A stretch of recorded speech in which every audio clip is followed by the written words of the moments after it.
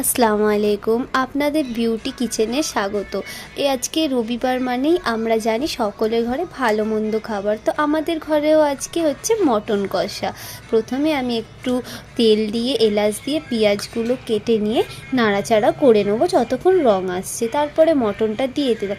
তো মটন যতক্ষণ দিচ্ছি ততক্ষণ বলে দিই গাইজ, আমার এমনি রান্না করার শখ খুবই। এবার আপনারা যদি আমাকে এরম সাপোর্ট করুন গাইজ বেশি বেশি করে, তাহলে আমি আরও আপনাদের কাছে নতুন নতুন ভিডিও নিয়ে আসতে পারবো।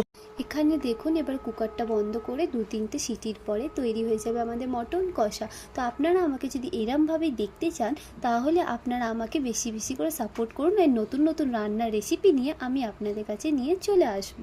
এরম প্রত্যেক সপ্তাহে নতুন নতুন মজাদার জিনিস। তো এখানে আমাদের মটন কষা তৈরি, দেখতেই পাচ্ছেন। এবারে আপনারা পুরো পরিবারের সাথে এটাকে মজা নিন মটন কষার। আর একটা কথা, চ্যানেলটিকে সাবস্ক্রাইব